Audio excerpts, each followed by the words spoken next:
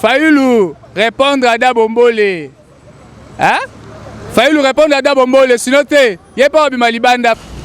Quand tu dis quelqu'un a signé des accords à Genève, à retirer, à lui que non, j'étais envoûté. Cela veut dire quoi? Une personne qui est envoûtée. C'est un inconscient. Bembala mokia bande moko la micho aze loko te na mboka na micho balande moko la bokia bango nyonso tout mouvement rebelle babomi Museveni mutabenga bangoti mutapesa bemba mandoki pa boma ba congolais est-ce que ba congolais ba bakan rébellion na créema qui suite ya nini ndoki atata oyo Kabila le père tango akotaki na Congo nana yaki na ba Rwandais c'était lui.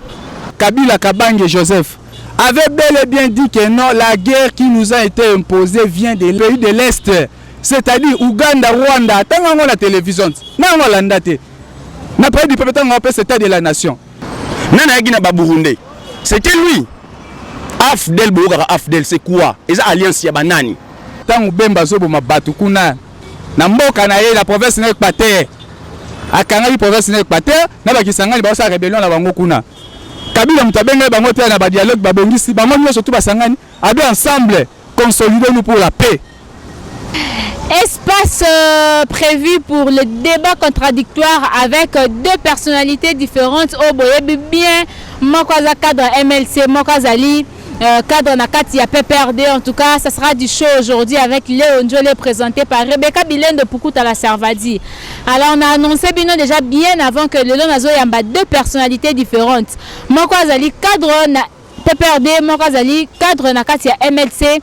Na bangonde tozo sala débat du jour eza et mission au bandorozwa yango précisément chaque vendredi ou encore chaque jeudi ou vendredi nde bandorozwa émission oyo na chaîne na bino Léon Njole puis na sengi bino bo s'abonner parce que du show et bandi awa na Léon Njole muta kimate muta lela te mutupe afinga muninga te mutabundisa muninga te ya malamu eza toyeba nini ezoleka ba famille politique ya République démocratique du Congo eza débat autre comme mokolo ya lelo ya émission na biso sans plus tarder je vais recevoir ba invité na mokolo ya lelo bakolo da ko effectuer entrée na bango et koza malamu mingi voilà bonjour.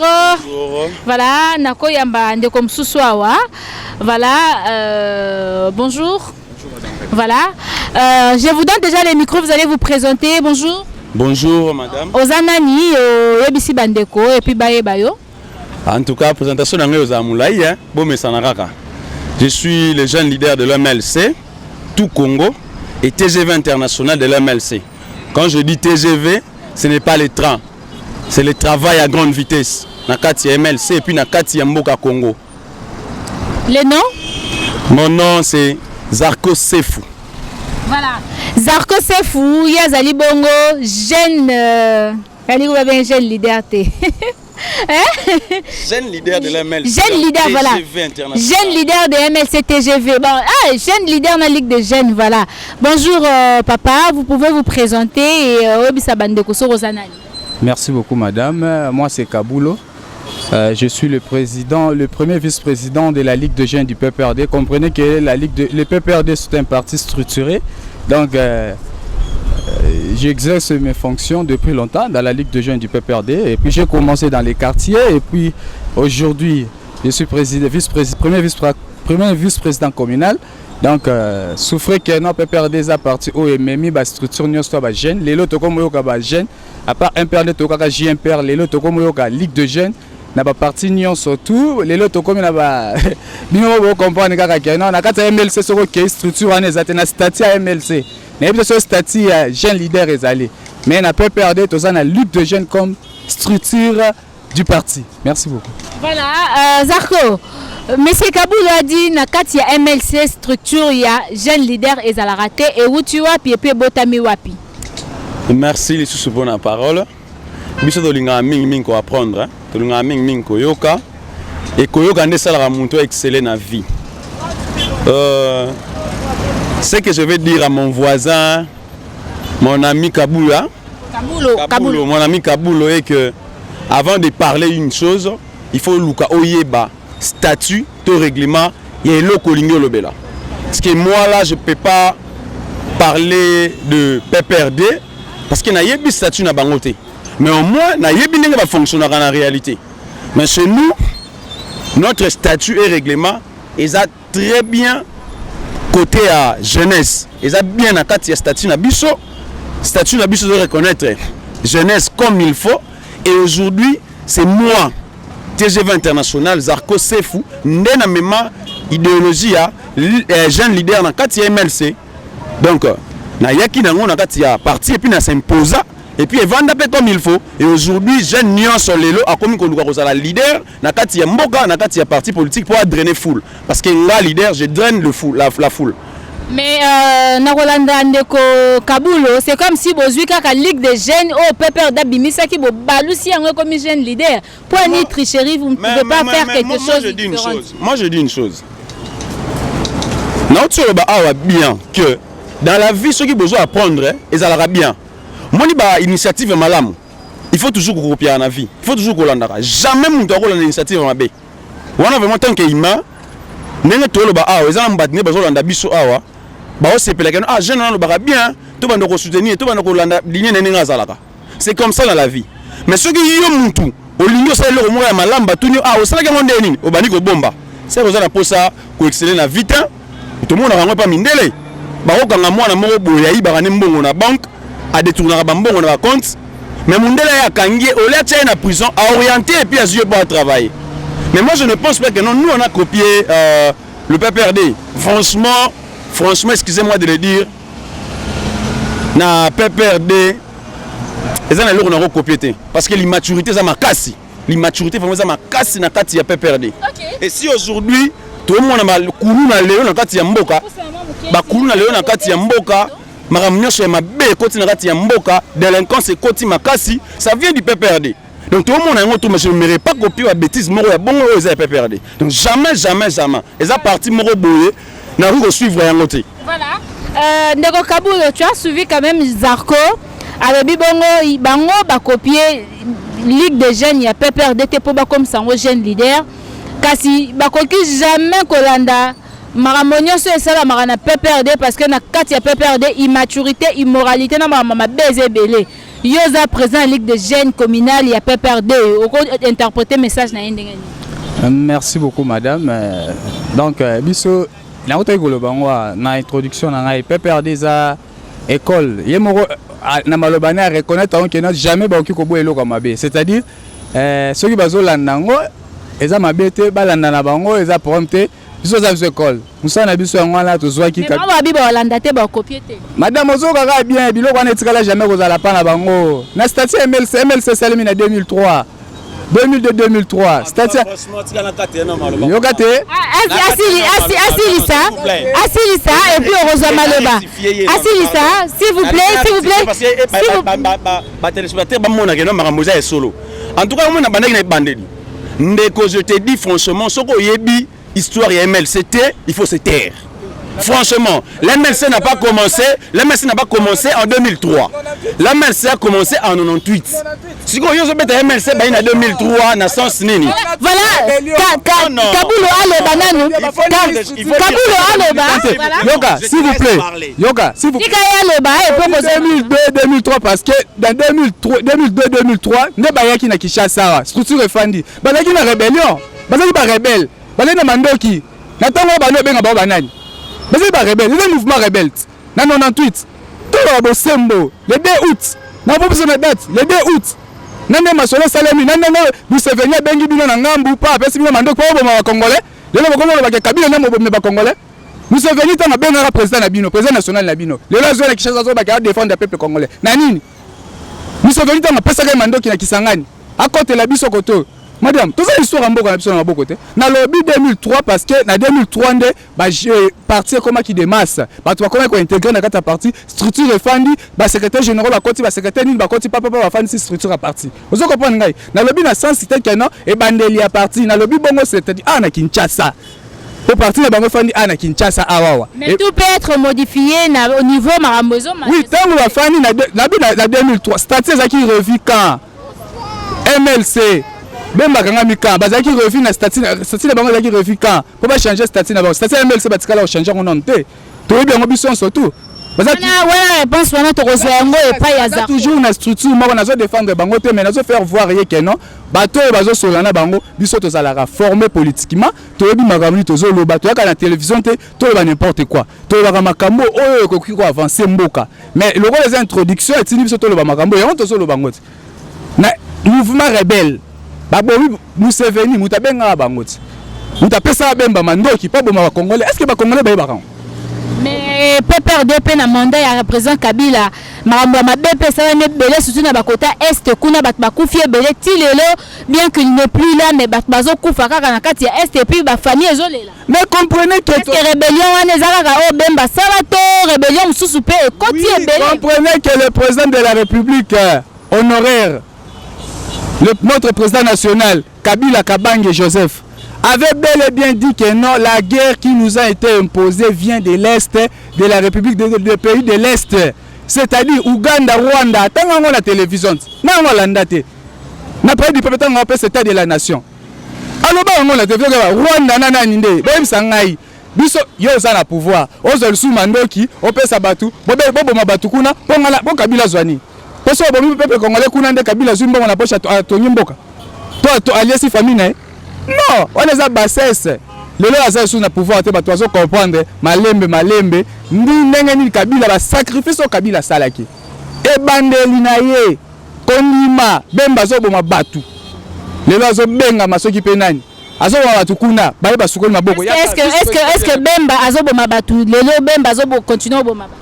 Mais tant que vous tinda atunini yo identifier au bemba boma malembe nazo lo batangu bemba zo boma batu kuna na mboka na ye la province na Équateur akanga province na Équateur na bakisangani ba sa rébellion na bango kuna Kabila mutabenga bango te na ba dialogue ba bongisi bango nyonso tu basangani ado ensemble consolider nous pour la paix.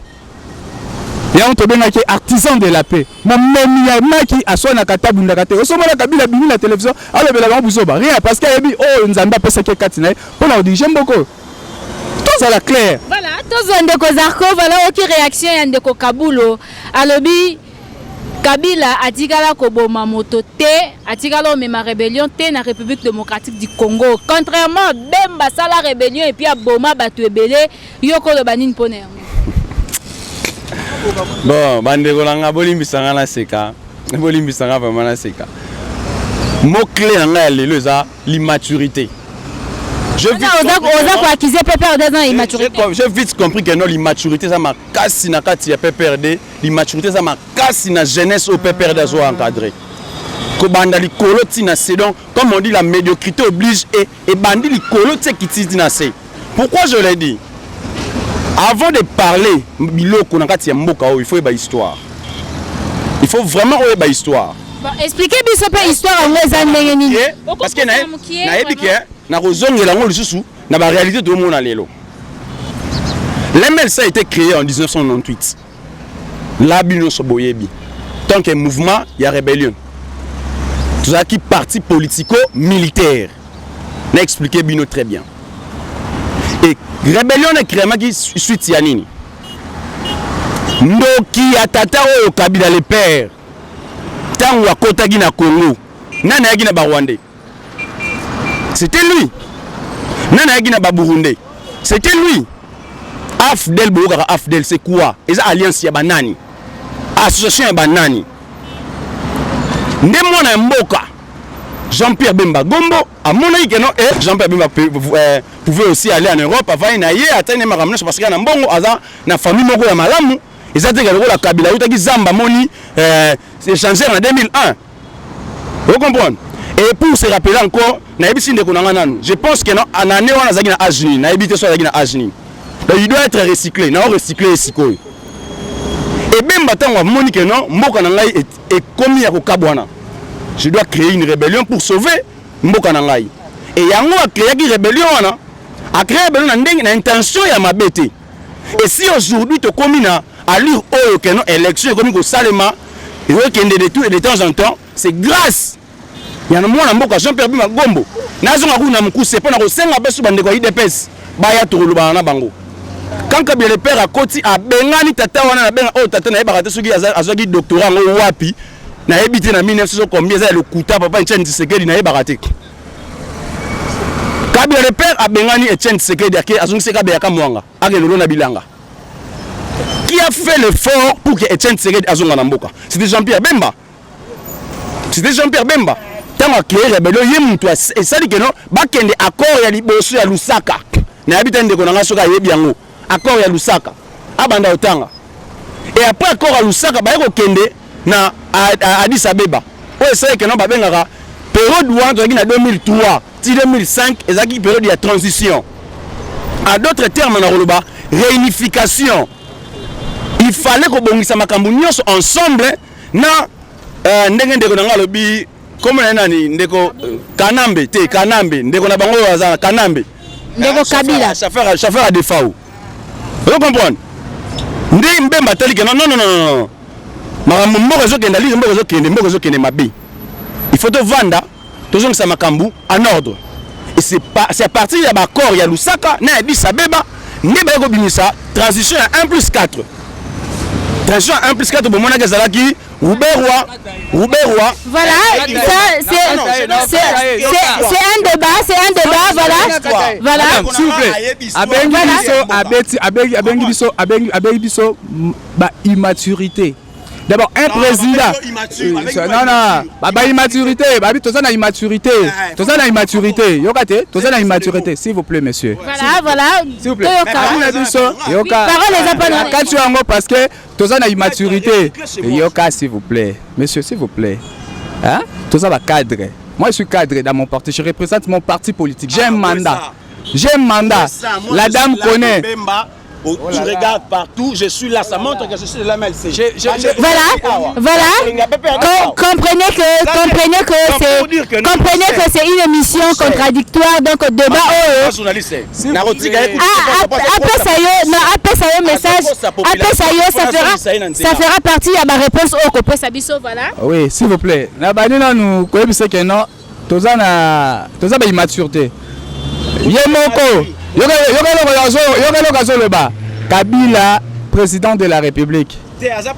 Yoka, honoraire, sénateur à vie. Sénateur à vie. N'habitez président national. Président Nabino. Merci. Président Nabino. Alors, Statini Namboko, un président de parti politique. Donc, le rôle là-bas, Nabiso, Gabriel Mokia, Bembala Mokia, Bande Mokola Micho, Azé le côté Namboka, Namicho, Balande Mokola Mokia, Bangonio surtout. Mais un sénateur a vu Toko Sarana été. Vous comprenez? Tango Yoka, Tango Bengaye, Bengaye na Combo. Zela, Azo pouvoir, Zela.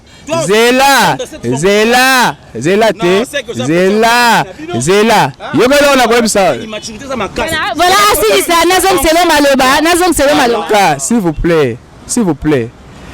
29 ans, président de la République. Aïe na rébellion au Bayaki na Afdel. Hein? Na 97. Yogate. Babé un mouvement rebelle. On reconnaît que la rébellion. Donc pour te dire que lui aussi il fit un rebelle. OK? Non. OK. C'est ça. 29 ans, Azou pouvoir. Na Afdel Baye 97, 2001 Azou pouvoir na Agini. Pour que nous allons chauffeur à défaut, papa n'a fille, un docteur en philosophie et puis un grand monsieur, un grand homme d'affaires, à des chauffeurs à défaut. Politique à balabala, il y aura des politiques à balabala, puis ça la honte. Nous sommes politiques de ça là, et ça politique, oyo, il y a il y a respect à texte, respect à la loi. N'a jamais n'a confanda, n'a que film la président Jean-Pierre Bemba. Na ko fona tena film na Jean-Pierre Bemba. Na film le pourquoi? Na ko loba makambo esengeli. Na ki jamais ko manquer. S'il vous plaît. Asa nabi motopamba te nabi azali président national lokola Gabriel Mokia, lokola la vient biso ba Gilbert Kakwama, ozo comprendre. Asa citoyen comme tout autre citoyen. Na so ça yote, biso to ça la parti moko démocratique. Toi ba démocrate. Vous avez pas besoin de faire pour finir la insanité. Vous avez pour éduquer la population. Rectifier le président de la République, ancien président de la République, président national. o ngala ko manquer ya bino ata mukolo moko te to respectaka bango baza ba konzo bazo kamba parti bazo drainer full na sima la bango faut to respecter bango. Voilà. Merci. Merci Ndeko Zarko. Ndeko Kabulo alobi il faudra rectifier. Et yo lobi a respecter Bemba Poazali ancien vice-président, mais toi aussi tu dois respecter Ndeko Kabila Poazaki président de la République. Donc benga na bomba Kabila kasi ya Kanambete, benga na kombo ya normal ko benga ye chauffeur ya defa hotel parce que c'est une personnalité qu'il faudra respecter. Yo kana bisayo maman. Depuis que Nzamba limbisanga na salle d'émission na yo na loba yango. Na loba djelo ko na loba lelo. Soi-disant président Kabila, moi, il a fait 18 ans dans ce pays, n'a jamais qu'on reconnaître comme président. Parce que vous êtes une opposition avec Jean-Pierre Bemba. Je suis toujours dans l'opposition comme je suis. Parce que tu es dans l'opposition, oui. Voilà. Et quand j'ai dit tu étais, parce qu'aujourd'hui, pendant 18 ans, tant Aïbaka pouvoir, il y a peuple. En 2006, tant Aïbaka pouvoir, il y a peuple en 2006. Moi, je ne peux pas dire à mon enfant que non, voilà le président de la République s'appelle Kanambi. Jamais. En 2011. Non, Kabila non, s'il te plaît, Kanambi. En 2011, et il y a Kati ya Etienne Tshisekedi, Aïbi Etienne Tshisekedi pouvoir. Aïbi pouvoir, il y a peuple. En tout cas, franchement, n'a pas rentré dans ta bonté. Na eko zonga na histoire ya ndeko na ngai. Na zonga na histoire ya ndeko na ngai. Moi ton aloba awa, une question de maturité. Ezali pendant mubati. En tout cas, franchement, je dois recycler mon frère Kabouya. Parce que on comprend non bien té. Et na minutes oyo, to longola na nous casquettes. Parlons tant que des jeunes Congolais, tant que des citoyens Congolais. Voilà, Colombolano casquette, voilà. Tu as dit qu'il y a besoin de Mboka Ndenge et Tamboli pendant 18 ans avec Kabila. Tu as dit comment Mboka Ndenge et Tamboli avec Kanambe. Kanambe a pillé ce pays. Ndenge besoin de ce peuple congolais, tu as dit. Kanambe a fait souffrir le Congolais. Ndenge besoin de ce peuple. Vous comprenez? Je suis jeune comme vous. On a les soucis que jeunesse yambo kanabiso et je parle comme il faut. Et maintenant moi je ne peux pas encourager quelqu'un à détruire jeunesse na kati yamboka. Na quel exemple à Moukousé? Bah événement tout ça les ma ya bozoba, il y a une maturité, excusez-moi encore on a battu sous moi entre les PPR ba jeune ya PPRD na IDPS. Bon monaki na ku soni muto akani ku photo pendant 18 ans à pouvoir jeunesse peut pas les autres ma papa et à couleur différent ma colossalité azo mana balabala o biso ba jeune ya PPRD mais franchement excusez-moi wana mangira ça ba kuluna na mangira ça ba bandi bazo manipuler jeunesse sur les parti on a kati ya Congo bazo manipuler jeunesse et ça PPRD bazo manipuler bango comment ya ko somba moral na bango na mbongo ko somba moral na mbongo combien? 5 000 francs, que n'importe quoi pour que jeunesse ait débat. Aujourd'hui, si la jeunesse ne se retrouve pas, c'est le PPRD même de Maram oh, jeunesse se retrouve. Mais voilà aujourd'hui, moi, en tant que jeune leader de la MLC, TGV les voyants, depuis 2015, comme il faut. Et jeunesse, balandaranga comme il faut, chaque jour dans les réseaux sociaux, chaque jour dans YouTube, chaque jour dans WhatsApp, comme il faut. Si on a qui leader ou adrenara full T, donc, ndeko nanga Kabuya, na koyebisa yo oze lenge. Voilà, c'est Kabulo, c'est Kabulo, pardon. Kabulo, ndeko Kabulo, limisanga po na kombo zo kimba ngoto. Oze lenge. Susi nanga ezali yo pe ozala malamu. Mais na komona yo ndeko nanga oza na libungi monene. Loko oza na libungi monene, ngai na sengi yo. Ndima na recycler yo. Ndima na corriger yo. Na lakisa yo direction ya solo. Moi na mboka Jean-Pierre Bemba Gombo atikala jamais koluka mabeya ba congolais. Moi na Jean-Pierre Bemba Gombo atikala jamais ko penser qu'un jour peuple congolais akufa. Moi na Jean-Pierre Bemba Gombo alingaki toujours bonheur ya congolais na kati ya mboka o preuve année 13 ans 11 ans après bandeko bayebi histoire efema na Congo le 1er août. Je pense le 8 juin nazaki suna maman tuzaki na interfédéral au photo zo peine de ko ndeko pe azana makamba kaza laki mutu mabe peuple congolais ngara yamba iti voilà congolais ngara tala kena mutu nga abomaka biso mutu mais peuple congolais akisaki bolingo wana pour le bakeno yende penda zani mabele lelo Ndeko Kanambe abimata a na boulevard au sikoyo. Total ta soki 5 personnes ba kobima wana ba Rolanda. Jamais. Voilà Ndeko Kabulo Zarko alobi soki lelo Ndeko Kabila tambol na boulevard ata makolo bat ba Hollandais te po ba Ndeko ba yina e. Léopard, on va gagner 2-0. Nzo gagner Kabila ki Uganda 2-0. Ozomono normal. S'il vous plaît. Libakala ya Congo, ebi libakala za nini? Mwana ya suka mababe s'appelle Kanambe. Bongo soki to gagner ki kasolinga le ba pesi chance. En tout cas, moni soki na vie ko tchaka soki te. Na vie soki ezalaka mabe, si je savais ezalaka mabe.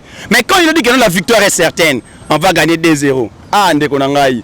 En tout cas, Limbisanga Nzamba Limbiso place aux arts. Ok. Tozi Ndeko Kabulo, voilà, n'ebi to ko répondre par rapport à message ou encore argument ya Ndeko Zarko. Alobi bongo jeunesse ya PPRD et bimaki na ba mo marambo uta ko sa entre FCC cash mais ba bimi salité makolo salité jeunesse ya ngo travailler pendant 18 ans deni ba cause de la salité bongo. Yo za présent en Ligue des jeunes.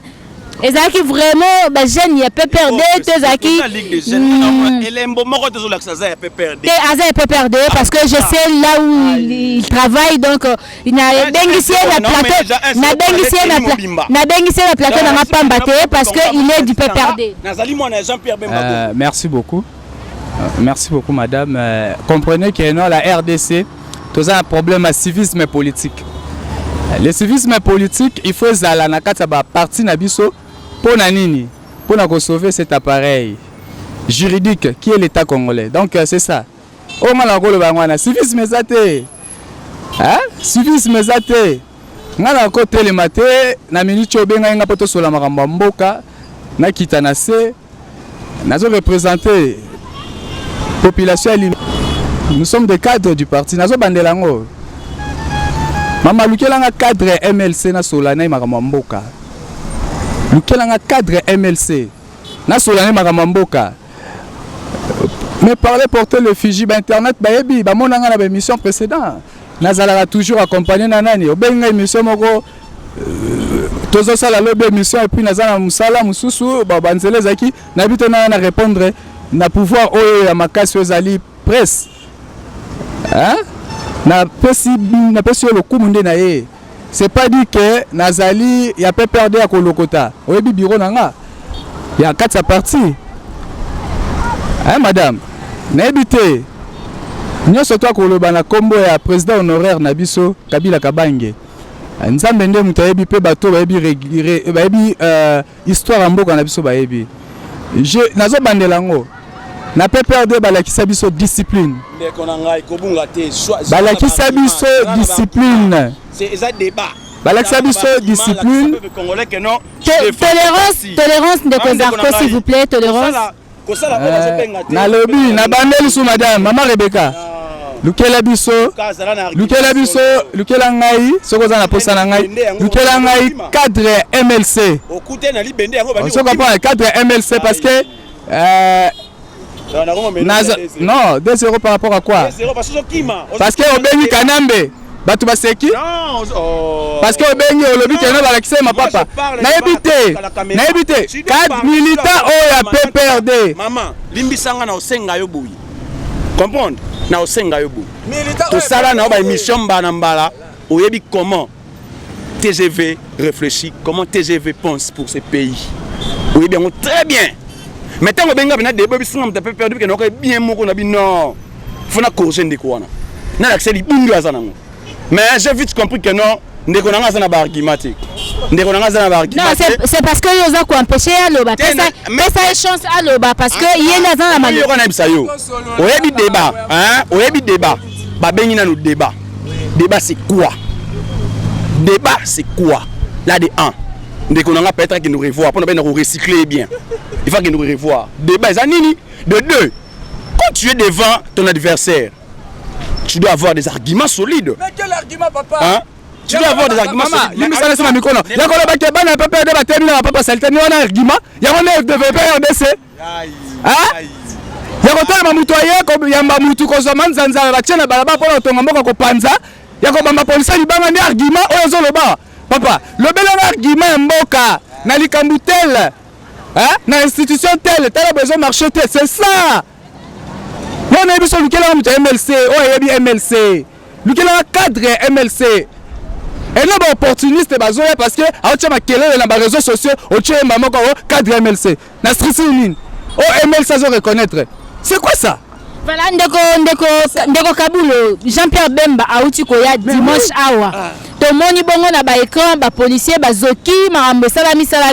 Alors to moni voir même le président Félix Tshisekedi ake kotala bandeko bazwaki pasi mokolo ya koya ya président Jean-Pierre Bemba. Yo okolo banini avant nazongela ndeko Zarko pona tout na epé ba question o etali marambo PPRD. Matondo mingi mama na tondo subotondi na opesa nga suma loba. Eza pasi. Yo Congolais. Ennemi ya policier.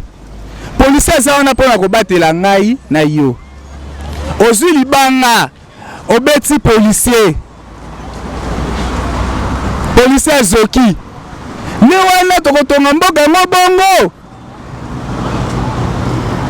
Na ba acte ba vandalisme. Madame, c'est très dangereux. C'est inconcevable. Biso toza parti ya buzoba te. Biso to bimisa batu na balabala te ya buzoba te. Na bungi force a PPRD na mboko oyo. Na bungi force ya PPRD. Si le président de la République, Félix Antoine Tshilombo Tshisekedi, c'est lui le président, mutobo yango zate. C'est lui le président de la République. Bakosi ba makambo belawa ote to kangama na poto tala bazo Bemba lelo ya kofungola mbanga batune bazo fungola mbanga bazoloba azalaki awa bafungoli ekuna na poto azu liberté provisoire nani apesa ki nani ndingisa ya koyana Kinshasa Kabila a instruire le président honoraire na ministère des Affaires étrangères basa il a passeport directement ekei Bemba zonga awa aye awa na ba dossier lokuta apesi mbongo te na seni azali na ba dossier na CPI kuna ote baboyinga na sala candidat yo mona aloba likambo wana afanda sui parce que ba yebi ba kosaka peuple petit peuple population to kosaka peuple te vous êtes des jeunes nous sommes des jeunes yo kasi biso to za ba millions mais pourquoi to se défendre likambo ngo to la place au solo ezali na place au lokuta ezali vous vivez na lokuta ce qui président de la République a kekota la bandeko ba soda. Et ça sonne, président Mawa. Bolingo eza na mwana mboka na président de la République ula sala ma akipe maka mususu parce que ba militaire MLC na ya lamuka ba betaki mabanga président de la République atiki musala pour que ne kotala ba soda na est-ce que biloko ndengo wana. Mais tout ça, base nango ezali à l'époque de Kabila. Kabila avait fait Basoda comme ennemi à population. C'est pourquoi leur population considérera toujours policiers comme ennemi. À l'époque, Kabila marche parce que ça c'est beta, gaz et puis peuple reçoit même pas opportunité. Bemba utaye koya récemment awa. Oya ki kokosa bato ke na cheka ndati balongoli kombo langa parce que Kabila linga na zala candidaté. Baboma kinani. Mais wana Kabila remet na suka bandela yo kate Bemba longwa makolo na 2006 banda so pe aéroport ti ana tata Raphaël baboma kinani Kabila sala kinini ya mabe soki soda ba biso kena ko déraper dérapage na bino ba bisi bino to le kanzela o bino bo déborder bomoni policier obeti mabanga na ebité so to le bana munoko nini poto finga Kabila parce que bato baza na poto bango ba vivre ka malamu ale babi keno Kabila faire souffrir bato non mboka na biso pasi nango ezaka libanda wana bakanga ba Bemba nyoso toti président na bango Bemba président national et président nani oyo musu sauver na biso nani oyo ocholongwa la muka ka mingi te oyo ocholongwa récemment a sauver peuple nae. Le nom viendra à un moment. N'habite na autant comme mais à l'objet qu'il a sauvé la population. On se comprend. La Mouka. Moussa Nyamusu. Merci beaucoup, Papa Langai. Merci vraiment. Antipas. Alors, balobi ni bakani bango ba téléphone. Pour ba si babi misala Mouka. Na bungelo kwa. Mundele moko boy azata na statut moko te. Atelemi na 4x4 na bango. Ata président de la République moko te. Atelo comment côté ba créer le na bango kuna oh la muka ba sinisa ba tubisina sina notre président de la République actuelle a senga pardon Vital Kamerhe le dirkaba du chef de l'État a senga pardon abi président de la République a zaki envoûté a senga na Martin Fayulu alo bana peuple makambo ebisaka 2 heures avant bakota na kati na réunion wana baravi ba téléphone ba on na kati ya bis makambo mboka boke solango libanda Kabila lobaki makambo mboka toko solango awa nyonso toko salango awa mbongo élection ko bima kaka awa na ko bima libanda toko ke ko luka yango mais mutonne ngwana bolingi so sala nini non ezate ko ganga ko finga totonga mboka pona bongo te ata bino MLC to sala posa na bino boya to sangana totonga mboka bino boza sur na pouvoir te ba ya bo sangana ndeni pouvoir eza maboka cash non cash eza na kombo ya pouvoir ni ozolo beza maboka cash ya président de la république o azali garant de la nation na bina cash na biso différence c'est toi la kata coalition boza coalition mais siko coalition ngo pe yango ezo lukela ba congolais problème lelo bolingi ki égoïsme surtout bino bata PPRD politique opportunité même pas na bato mususu FCC bazo ba poste kaka PPRD FCC nani o eleki na TV a réclamer que non ndeko ba titi lelo azo réclamer poste ya malonga ti lelo alobi que parti politique na ye ebimisa ba député belé mais bolingi ko pesa ye ata présidence ya Sénat ti siko bazo tiela ye libaya et pas ba kondi ya PPRD parce que ye azana FCC mais azana parti na ye mosusu. Merci beaucoup maman Nanga Rebecca. Ata AFDC et kenaki na élection et mon côté. AFDC kenaki AFDC est allié. Et ça qui regroupement politique mobimba. On se comprend hein? AFDC est moko ba député combien? Ouais les makamna biso kati. Biso ne toyebi réalité to expliquer batou. Toyebi ke oya zabo mais PPRD kenaki na élection yé moko PPRD. Ba siège à rafler. Bon ni représentation to présentant qui ba sénateur na biso. Bozi primature, bozi c'est assemblée nationale, bozi bino moko ba assemblée provinciale presque ya ba province nyonso kaka PPRD. Pourquoi cet égoïsme? Égoïsme et outi wapi? Tu sais que les obéis na constitution na biso égoïste. Constitution na biso za égoïsme parce que nyonso to za na kati ya constitution. Biso ne to gagner. To za na ba député belé. PPRD za ba député na ebele siko atika yo nani okende abimisa muto a parti mso abimisa muto lamuka candidat président ya Sénat top candidat président ya Assemblée nationale nyona bondi make PPRD liko travailler na bato non to kemi tumba to bundi to zu ya biso gain de cause ezake non Assemblée nationale to yokani PPRD président deuxième premier vice-président de l'Assemblée nationale aza muto cash na bunyango. Oui, ignoraki du premier vice-président lors il y a séance à plénière au benga président de la République inconscient pour ameki même que senga le président Janine Mabunda a un peu quoi annuler aux acquis séance à plénière wana enfin que le président de la République bako le belé bongote mais à mon qui continuer jusqu'à ce que Téléma qui a bimi na kati ya parlement c'est-à-dire azali wana mais PPRD FCC eza ko ignorer yango. Merci beaucoup maman Rebecca. Au moins na kati ndako. Hein? Na kati ndako so boza na kati ndako. Incompréhension zanga te. On se comprend. Les lèches sales c'est lave en famille. Bilamba bo soto basukola ngo ka sika moko. Na bito yoko zo tenue na ya mécanique. Tenue na ya mécanique o sangisa yango na uniforme bana ya classe. Et simba te. Donc au solongo la tenue mécanique ya bo soto wana o sokoli yango pembeni malgré ko la tango so sokoli pembeni o ya pembe tie pembeni pe sokoli on lele ça se lève toujours à famille to sololi na kati na biso eloko ezate makambo etambola bien na kati ya FCC na cash eloko moko te ezate to za kati ya coalition FCC etambola kitoko et pe ça mususu mutema pasi. OK, merci. Nazongeli ndeko Zarko, ndeko Kabula lobi FCC cash ba na coalition na bango etambola kitoko. Mais jusque là Congolais zomo na ba réalité mususu ya mabe o yo oko révéler biso yango ko episa biso nini. Merci franchement naogina no passi pour na immaturité eza na bandeko na nga ya PPRD naogina no passi pour na inconscience eza na bandeko na nga ya PPRD na banda avant de nous répondre na non zong sande komuke. Quand tu dis quelqu'un a signé des accords à Genève à retirer, à lui que non j'étais envoûté. Cela veut dire quoi? Une personne qui est envoûtée, c'est un inconscient. C'est un inconscient. Une personne qui reconnaît que j'étais envoûté. On sait que tu es inconscient, qui est conscient qu'il est inconscient. Là de 1. De 2. Dès qu'on a la monnaie à lobby, franchement, dès qu'on a comprendre, tu n'as pas une constitution qui est à Panakende. Na bandi na retour ya mwana mboka Jean-Pierre Bemba le 1er août 2018. Minga Beatrice Monaki Ono Solekaki. Je fais une émission avec toi concernant Marambouana Oyebi. Natangelo article ndenge na ndenge on a répété sous les lotés pour ndeko nanga za na posa za recycler mais faut na recycler kaka. Maintenant zonga na ndenge ya mariage na bango ndenge ya lobby. Non, d'abord mariage est un kitoko et ça ba tumsumi te ma passe. Président Jean-Pierre Bemba futi mbongo na sénité et ya kosi bato ngina ba dossier lukuta. En tout cas, il peut me citer université moko président na bango atanga. A cité lenga moko. De deux, atteindre un diplôme au président na bango. De trois, ayebi sanga moi na classe moko ya président na bango oya yebi.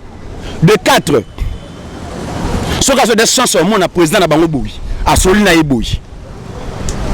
Pour un souba toujours banati. Hein? Tout le toujours banati. Ce cas de chance au coup na président na bango boui. A jappé maloba alobe l'IEP. Que non président ici ça ne va pas, ici ça va. Mais bis aux opportunités wana. En fonction pour Jean-Pierre Bemba en fonction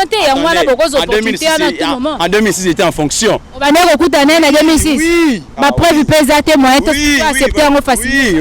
Oui, les militaires, c'est bien on s'habille au monde.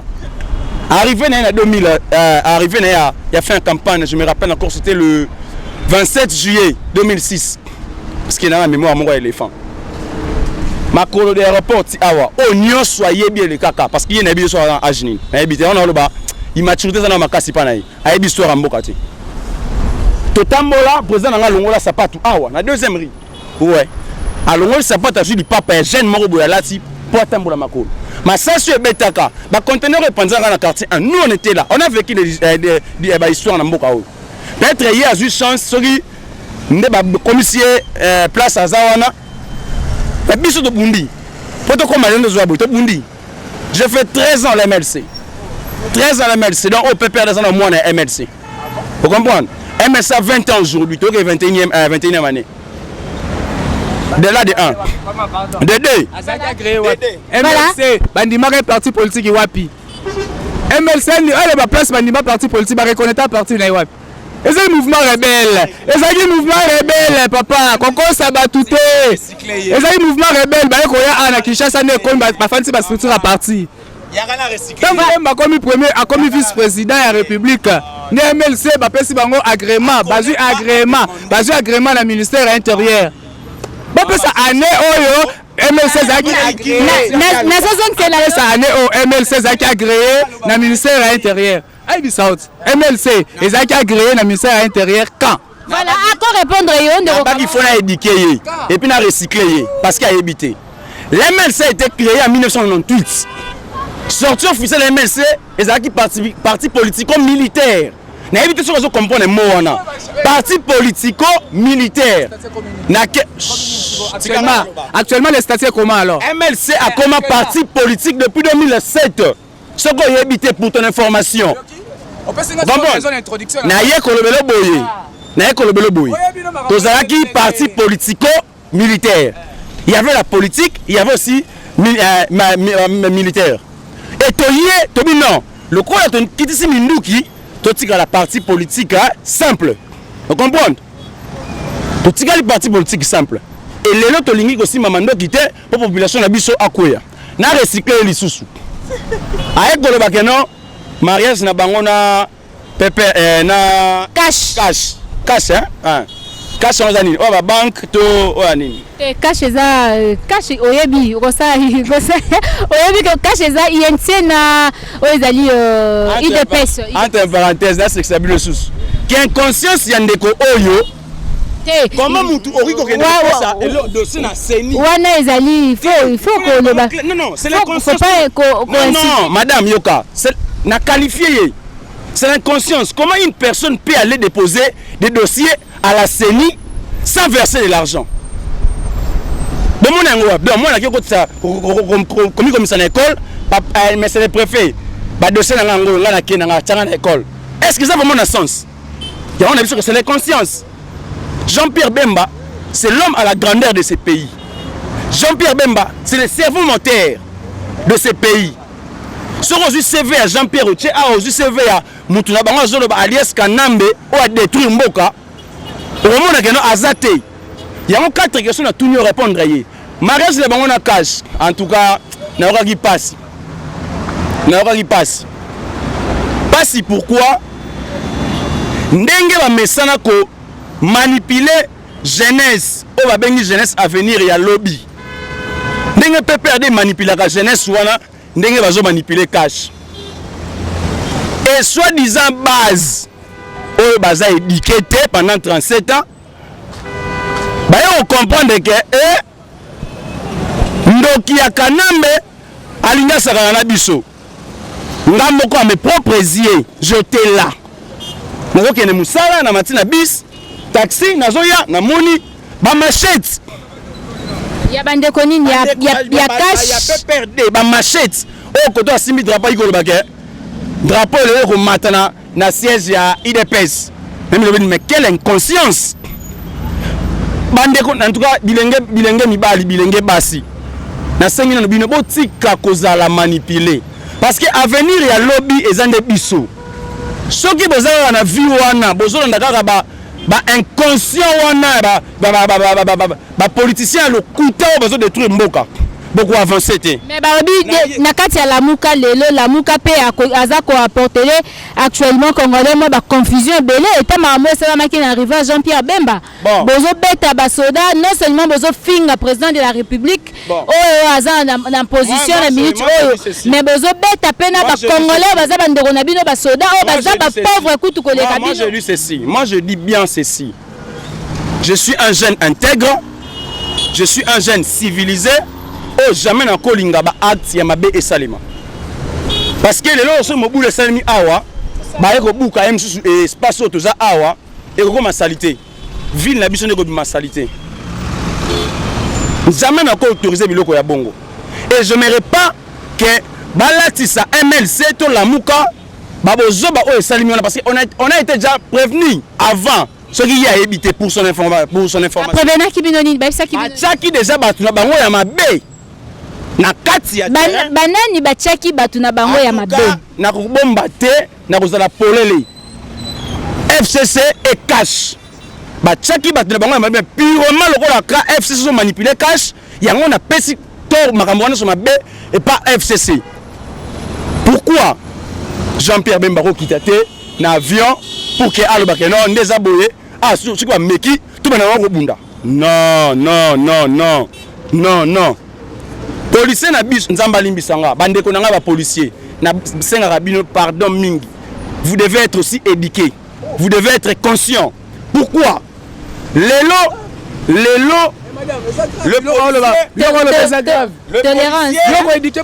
policiers ne sont pas éduqués. Pourquoi? Je le dis très haut.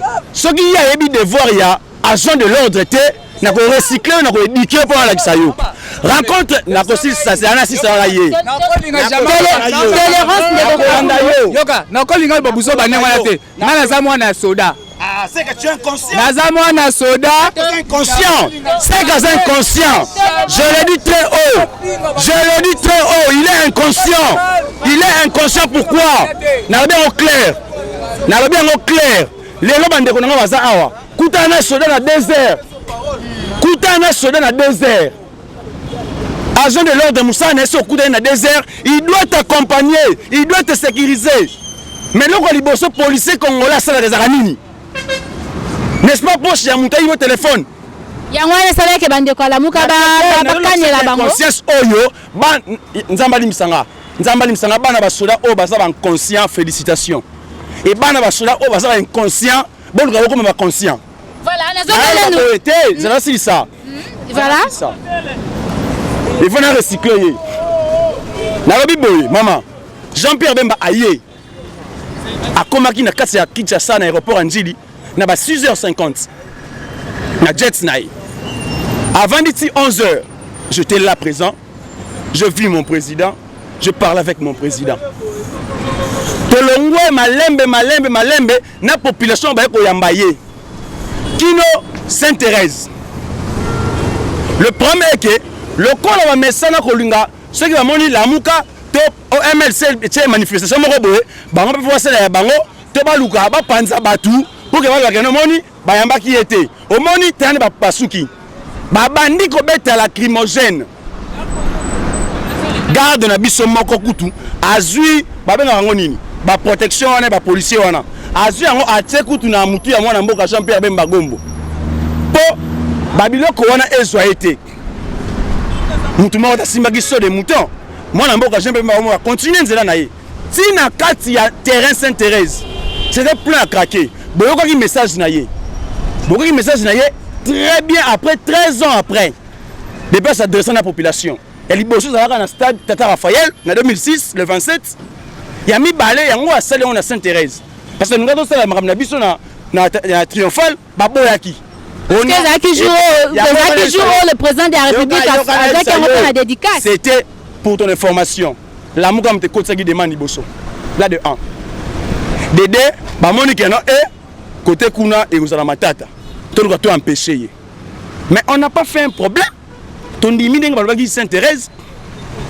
mais nzambe aza juste nzamba lingaka bakosa a été na ba prière le kuta au bassin la stade des martyrs au senga pardon pour na mobutu au senga pardon pour na ba dirigeant misusu donc nzamba limisangai ezaki bondoki quelqu'un qui se répand eza mutu la vérité nenga se repentaki wana il faut la vérité des urnes nani a gagné quelle élection. Mais est-ce que la Mouka est dit que la Genève peut m'en changer qui si besoin que de Genève to qui en a baïko nous on est de la presse sollicitation nyo Césaki Félix était trop sûr que ceux qui a Genève va reponailler mais arrivé là-bas Maramonio s'est échangé et donc devenu amusi oh on a eu téléphone nangai n'a eu téléphone nangai j'étais pas à Genève mais j'étais à Genève en esprit nazaki téléphone nangai ngoyo nazaki boy à tout moment tout ce qui s'est passé là nazaki boy yoka nazongi sa histoire le 29 septembre 2018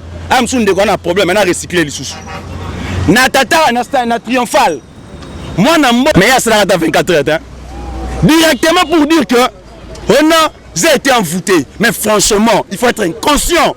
Voilà, on dit que ça comme là moi maï mais là moi soyi mais là soyi peut être à peine de Kabound Kabound Kabound ok banza mali misanga ndeko nanga Kabound na linga courage na yo mingi mais duko si ça na classe so si classe ndo comme na niveau politique en tout cas limbisa ngai na songe pas na ye ceux qui va rester na Kabound na kati ya Assemblée nationale eza pamba te Kabound n'est pas mature plus que bato na 60 na kati Assemblée nationale là de 1 de 2 ndeko nanga Kaboul mon frère que j'aime bien maintenant et j'aimerais toujours te partager na ye ayebi bien que non l'FCC ezokosa cash mais il faut dire à l'opinion que non toujours kosa bango si député na bino boyebi ke okene rentrée parlementaire abenga nzambali misanga na benga soi-disant président de la République nommé abenga ye inconscient en tout cas quand Kabila alias Kanambe était là nani yango ozaka ko benga Kabila inconscient pour il va ko kozoma kofi na kingakati là de 1 de 2 maman nazo ka pasi tangu bozo le baké oh non autour question moi bien bino ne bozo en mariage bana bazo ka bilongi na bino oh kasi biso de misaki ba député belé il faut deux joie non la constitution dit quoi j'ai ça ici l'article 78 de la constitution le président de la République a le droit de nommer le premier ministre non le président de la République a le droit de nommer le premier ministre oya kouta na parti politique oyo eza na majorité à nini il y a 250 députés il y a 251 députés tous les gens sont témoins PPRD a combien de députés PPRD a combien de députés Babi bien parti politique c'est là ça a continué car la constitution ceux qui parti politique m'ont côté égoïste 250 députés ou 251 députés il faut nommer un formateur pendant 30 jours renouvelables une fois pour débaucher mutu moko bakonomme premier ministre soki te bakotala na coalition ne baluka banome me ndeko nanga Chilombo a nommé premier ministre selon les accords et nos constitutions. Et lelo quand je dis que notre constitution est koufi. Et koufi pourquoi bandeko ya FCC ne ba bomi constitution mboka. Notre constitution comme il y a 13 ans. Ndeko Zarko mela mai. Et peuple congolais aza conscient ya nyonso. Donc ndeko Kabulo limbisanga na kosenga yo olongwa PPRD po boza na maturité malamu te. Voilà, nazongeni ndeko Kabulo ndeko Zarko le bibele luko mela mai po ndeko Kabulo peut s'exprimer. Oyoki bongo ba argument ya ndeko Zarko. En tout cas, na ebité soki okoki koloba nini na lingi juste na siale bandeko na émission ya biso lelo ezali bongo débat entre PPRD na MLC.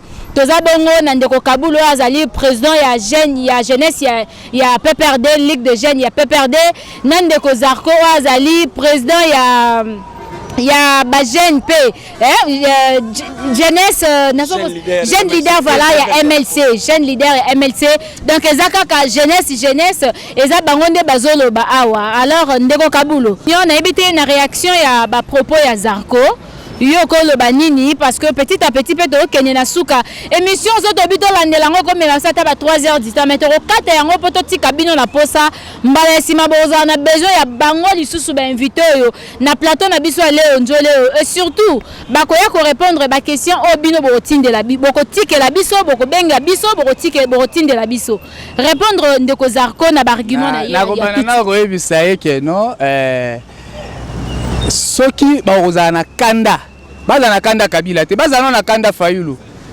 na 2007 na ratisa bango gouvernorat ville à Kinshasa c'est Fayulu non na yebi yango te ada bombole aboya ka makambo la pwani ada bombole mutaboya ka Fayulu mutaliboso zaka na ada bombole na 2007 mutaratisa MLC mutazaki majorité na assemblée voya Fayulu kaka bemba lela boka téléphone de panzana ya yebi téléphone alito e panzana c'est pas na sala ba fati pe na personne information président national Jean-Pierre Bemba lokola combien abwe biloko ane umela te panzana na le bisiot et panza parce que ba aventurier baza ebele na kati nazo bisa yo tolérance tika ya le ba tika ndeko Kabulo le ba tika ya tolérance na kosi ke Fayulu mutakatsa da bombole gouverneur répondre ngai Fayulu mutakatsa da bombole gouverneur toté répondre ngai a répondre ngai ngo sikoyo Fayulu ne mutakatsa to mona keno bazo sala biloko moko boye parce que ennemi na bango ezali Kabila mais Kabila aza sous na pouvoir te aza sous président de la République te aza président national ya PPRD ne biso tozalia biso ba jeune ya PPRD tozali na consigne moko aloba que soki omoni président de la République soki omoni déjà président na bango soki basola biso toza parti structuré totambolaka na limemia pe na bosembo c'est-à-dire tozali na président national tozali na vice-président ya parti tozali na secrétaire permanent tozali na secrétaire permanent adjoint ozo comprendre ngai structure ya parti na biso pe tozali na ba secrétaire national après ba secrétaire national tozomona ba exécutif provinciaux bazali to se référer na batu ya structure ya parti yo ke mona président national ndeli likambo ifo suka tamususu na président na exécutif provincial na bino biso doit partir des ordres te avant mona mokonzi il faut que na mona mokonzi na mona kena bakanga photo na Kabila na WhatsApp na termina Kabila bwe ndela kisini wana nde passe ya Congo changer tango kangi photo na Bemba olakisi oche na WhatsApp nde passe ya Congo changer to olati elongi ya Bemba olati chapeau ya Bemba nde passe ya Congo changer passe ya Congo ko changer na ba photo te passe ya Congo ko changer na ba idée na kati ya ba institution ne passe ya Congo ko sila to so na kati ya ba institution to kena maponomi PPRD a gagné bino na ba député provinciaux a gagné bino na ba gouverneur a gagné bino na ba sénateur na ba député national to gagné bino si on passe ni omona wana to perdre na présidence de la République to fait ni kimiat to perdre to ndimi awa na limité awa eza na dame moko mutaleka ki azate Fatuma Juma asali campagne ya malonga azupe ba vwe belé mapona nguna bimisi ki azute discipline la partie, tout ça, on s'incline, c'est ça. Jeu démocratique, l'apaisement et les élections apaisées, c'est-à-dire accepter les résultats issus, il y a une urne.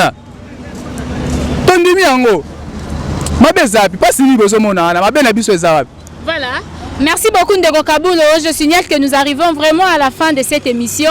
Aux alliés débat entre PPRD et MLC. Alors, Nakosenga d'abord te conclure petit à petit. Nous voulons conclure. Ndeko Zarko, en attendant Ndeko Kabulo à rejoindre Bissol Sous une fois de plus. Tolingi te conclure l'émission. Pour ce but aussi, ils ont le lot au cocaté. Débat, il y a FCC. Débat, il y a cash. Débat, il y a MLC. Débat, il y a la Mouka. Et ça, débat, moko, soto bandi, en le loa. Argument ici, la tête à Mounoko. Tout le bien, on peut m'amambo, que la question d'anga souka. Et puis tu conclus directement. La façon de travailler de président Félix, Zala Congolais, cause à la partie prité étant que moi, na MLC, parce que Bolingi Vérité désire avec Martin Fayoulou. Mais Zala Congolais, oh, a un souci que le résultat, oh, bima, oh, tu acceptes, le Kabila, plutôt, Félix Moutazo dirigé, mais tu veux quelque chose et ça, la m'a de plus vite que possible, parce que le 30 juin, c'est dans quelques jours. Au cas le bani nippon, à président Félix Tshisekedi, et puis au conclure par rapport, il y a un message, Nabissa Mokolade. Merci, les sous pour la parole. Bandérovoni, Msanga la Seka. Avant la réponse à mon tour, on a joué là nous ndeko. Il y a Liboso, un vrai mokondi ya mboka, to chef coutumier à Sololakana Batunaye. Wana ya Liboso.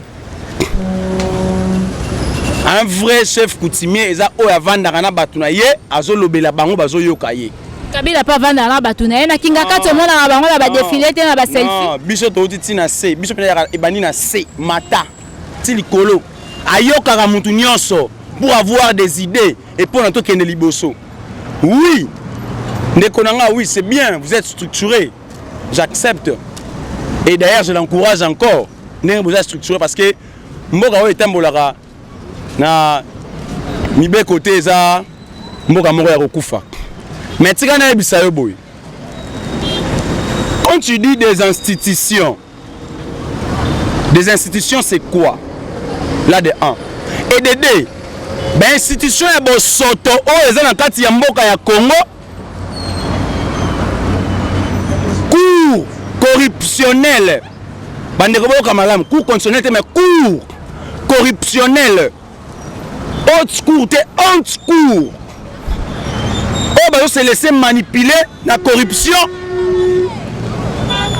ngai na betele bango maboko peuple congolais baza awa nani akondima cour wana Papa Luamba limbisanga na lobakeno tu acceptes la corruption dans le droit nazalaki na souci ya okende kotanga droit na campus lisusu na bakisa ba diplôme mais bolimbisanga na kotanga lisusu te jamais na kosala droit na campus na mboka oyo pona nga il faut faculté ya droit bakanga yango parce que bateau baza censé kolakisa biso mibeko bazo détruire mboka. Là de 1, de 2, Ndekaobi va gagner élection. Après cet exemple, il y a maman Fatouma Djouma. Maman wana. Félicitations sur la campagne malamu. On l'a bien à Zouaki. Mais c'est ni balongo lié. Ne se peli nango. Voilà l'inconscience que je dis. Ngai batchenga 1 plus 1 égale 2. Examen à 1 plus 1 égale 2, professeur batchenga 0. Nako sepela. Nako sepela. 2, 3.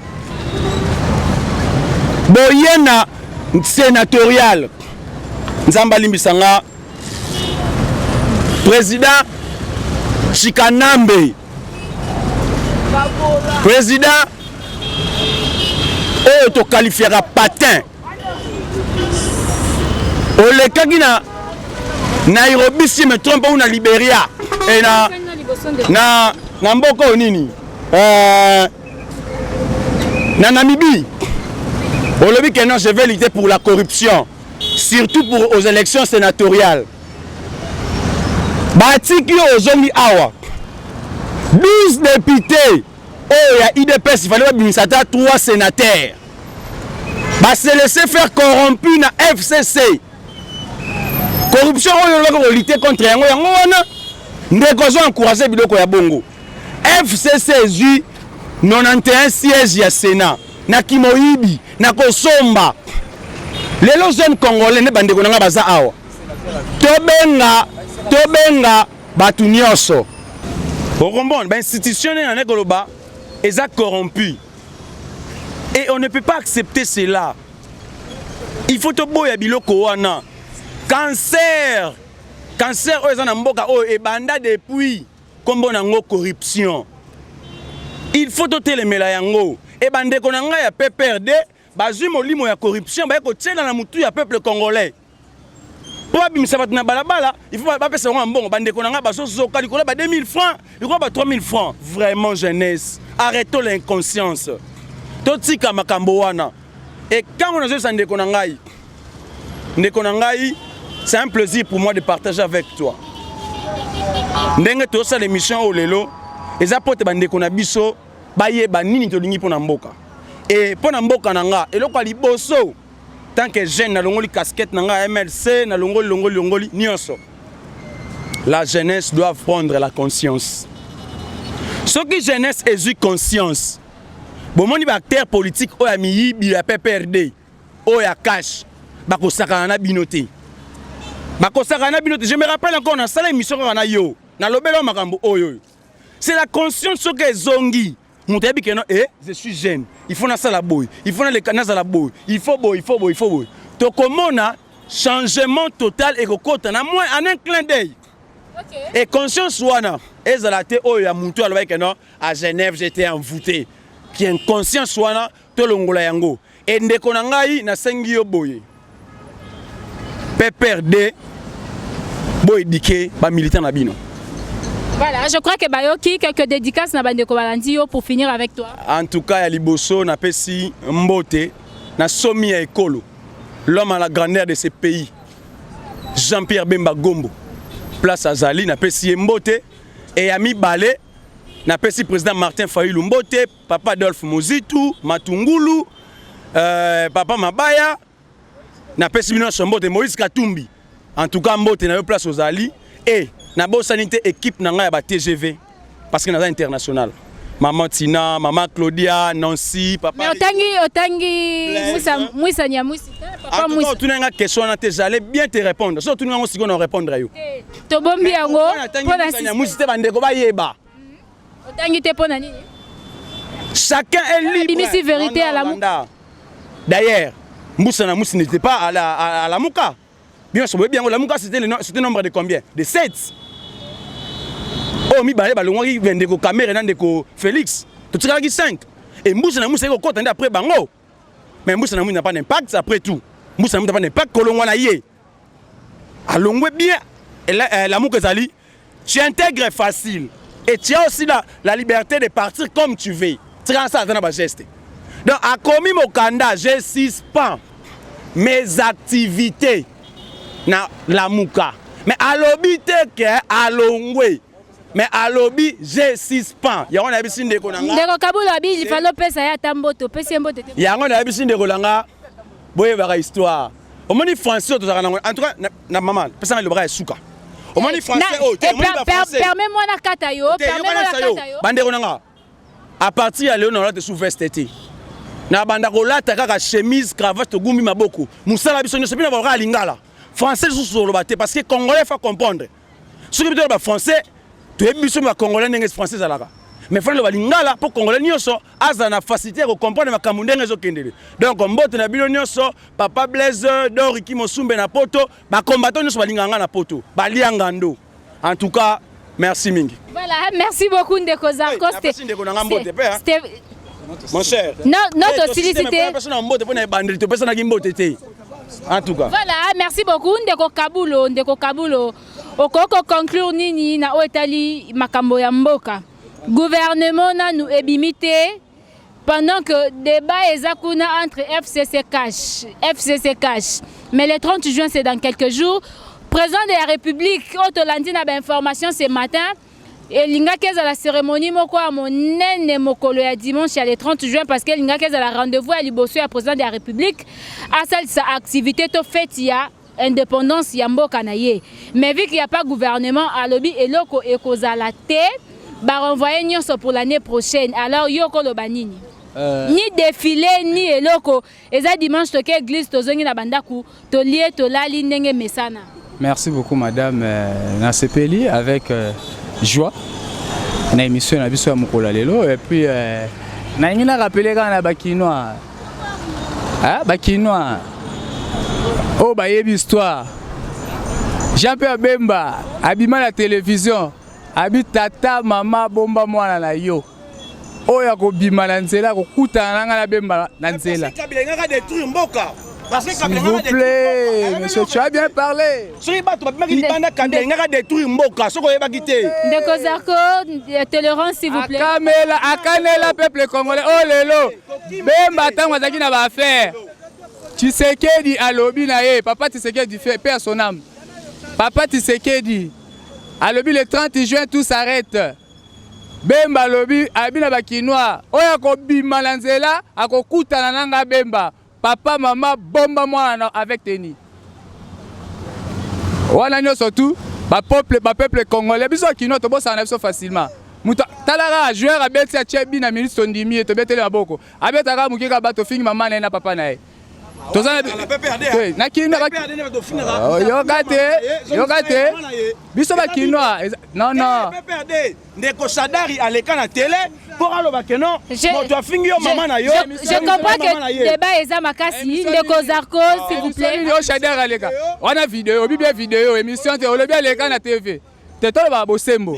Bemba aloba que non oya ko bimala nzela ko bete masa. On reconnaît que non Moutou. Mais Bemba le baki bongo pona ko sauver mboka. S'il vous plaît, sauver mboka. Ah, ça va. Pour sauver mboka. Soki ba soda ba telemi na nzela. Ba sécuriser population, ba sécuriser biloko population. Bobeti ba mabanga pona nini? Ozo comprendre. Bobeti ba soda mabanga pona nini? Conscient botika la inconscient. Ozo comprendre. Bobeti ba soda mabanga pourquoi? Ndeko Kabulo, répondre vite et puis au chiter directement. To répondre yo. To répondre na masolo na masolo to solo là. To yi to lo banini. Biso ne to za a. Jamais.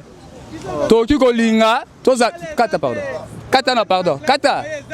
Yaya obek service mission te, eza mission yo limité. Oui, apona yo. Eza boté, so za besoin loba. Ozelinga na silisi ebisingo lingo loba. Obebi se mission. Ah. On sait comment il va nous n'importe quoi. Bon, même ça m'a remboursé. Ngale ye to finga na plateau mais to sola te. Boni boy.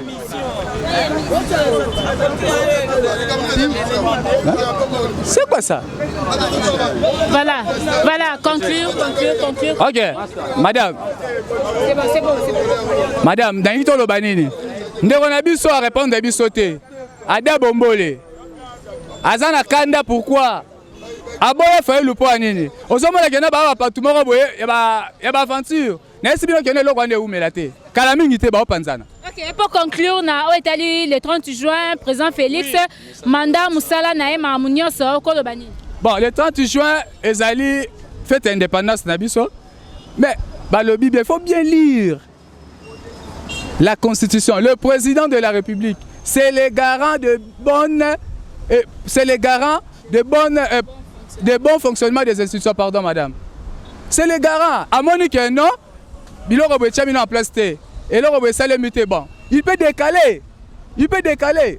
Quand il décale, prends mes attentes. N'habitez pas poser pour un place. Babi que non, ceux qui ont alaté, ils ont une information. Mais n'habitez ceux qui ont bongo. N'habitez ceux qui ont communiqué.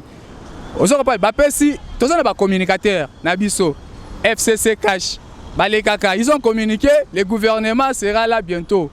Tout ça c'est là. Vous le Premier ministre, il y a un ministre, Premier ministre. Tout c'est le gouvernement. Et Tambola. Et Chamana Mesa, Makambo Tambola, Mboka Keliboso. Na bande on a biso bazana poto. Oh, bazo comprendre Makambo Susute. Mutuloro Bokechu premier. Naza oye bisayo, Bokechu premier. Nga, nazo oye bisayo. Tika vanti, betaka musique. Betaka musique. Bokechu premier, beta musique. Mutuloko la papa na biso mususu nani. Oh akima banda kala. Conseiller spécial à Mobutu Ngbanda. Yakate.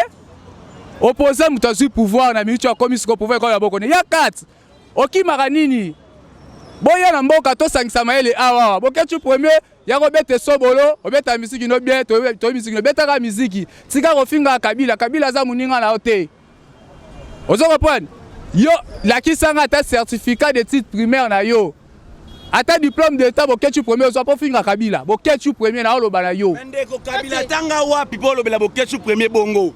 Yebisanga diplôme ya kabila moi na classe ya kabila voilà je crois qu'on doit arrêter ici ndeko Kabulo s'il vous plaît tolérance ndeko Zarko s'il vous plaît ndeko Kabulo pesi quelques dédicaces na bandeko balandi yo na pesi dédicace na ngai ya liboso na ba konzinyo surtout ya parti na biso na pesi mbote na ngai na kobana na président national secrétaire permanent de Emmanuel Ramazan Shadari, papa Mayele, Moto Mayele, Boania, Napesi, secrétaire SPA Nabiso Nyoso, Napesi Bangombote, Willy Ngopos, Ferdinand Kambere, ya Willy, Wilma, Napesi Mbote, Napesi secrétaire national, près le secrétaire permanent de Indulu de Gracias, Indulu Nkous, Napesi Fatouma Djouma, napesi président professeur Nangacha Robert Mopunga et puis président national Papi Pungu Luamba napesi bango nyonso ligue des jeunes nyonso tout Moamba limité bana limité tolinga bino makasi toza wana pona ekolo. Merci beaucoup madame et puis napesi les dons qui coûtent don hein les patrons don nani Odon Boulamba napesi mbote papa Odon Boulamba papa na ngai napesi mbote ya trop ça bien pour le développement mboka otie loko et pour na biso to s'exprimer et puis population comprendre biso mais boye bisa ba bokechu na papa na biso wana nganda yaka na Kinshasa yaka na Kinshasa nganda yaka to mona yo ko saté ko sa peuple congolais yaka na Kinshasa. Voilà, merci beaucoup, merci na ba internautes, ba téléspectateurs Léo Njoleo. C'était pour moi un grand plaisir mais bo pesa nimbo tété hein bo pesa nimbo tété au moment où avant la pesa bino pena debe yaki makasi na sepel po bobundi te bosali yango bien mais s'il peut bien et s'il était to kati yango bien communiquer les 30 soulèvement populaire bande kolanga peuple congolais na sengi bino eloko moko bolandaki mona mboka Jean-Pierre Bemba Gombo nenga lobaki on doit commencer de manifestations pacifiques le 30 juin Bissonio Solibanda, tout le 26 provinces, les TGV de Nord Kivu, Bobi Malibanda, Kobuka et le côté, Kopanza et le côté, ils allaient bien en Boka. Mais Bima marchait pacifiquement, déclarer vérité des urnes na Kimia, pouvoir na Ibaki na Kimia. Donc Bissonio so na sengi bino ba Kinoa, bana Salongo, Moamba, to Bima Bissonio sur les 30, na ba leader na biso et Longo, to manifester pacifiquement. Donc pacifiquement, yango wana on a repéré ça comme communiqué. Mais soulèvement populaire ezoya. OK, ndeko Kabulo balinga bakisa. Ngina bakisa kaka eloko mwa muke kaka. Hein? Fayulu répondre à Dabombole. Hein? Fayulu répondre à Dabombole sinon te yepa obima libanda. Fayulu banana bo banana ko MLC ba bana revendiquer na droit na bango. Dabombole gouverneur 2007. Aratango pona Fayulu mutola pe bo pese confiance. Peuple congolais va bosanaka facilement. Fayulu mutaratsa Dabombole. Gouvernorat. Si ko bote le Mélanie. Pour Félix Ako basenga bino ba preuve na cour constitutionnelle ti lelo. Tozela ba preuve ezate. Ministère public alobaki la requête est recevable mais non fondée faute de quoi? De preuve ezate. OK. Bon mais ça va preuve. Bon le soulèvement populaire bon mais ça na batu. Ba beta suba soda batu mabanga. Merci beaucoup Ndeko Kabulo, merci Ndeko Zarko, je vous salue déjà. Merci de répondre à mon invitation. Voilà. OK, c'était pour moi un grand plaisir de vous présenter cette émission avec Zarko et Kabulo. C'était pas facile de gérer deux personnes différentes, surtout que propos na bango et là qui vraiment la contradiction moro ya makasi. Alors merci na PPRD de ba pesi biso opportunité pe confiance. Merci na MLC ba pesi biso opportunité pe confiance. Rendez-vous avec les débats, cette émission qu'on va nous présenter chaque jeudi na Léo Njoleo. Prenez rendez-vous et puis bon proposer biso ba invité tokoluka bango ba komesana Léo Njolé avec Papa Odon Boulamba. Merci Epchi Image, merci Richi Pukuta, merci à moi-même Rebecca Bilendo Pukuta la Servadi et pourquoi pas na bande konyoso balandaka Léo Njolé pona lelo na pesi ba bizu ebele na Danindo ya les banquiers na famille nanga Pukuta et pourquoi pas na yo muto zo landanga sinon na pesi bino au revoir mbala ya sima.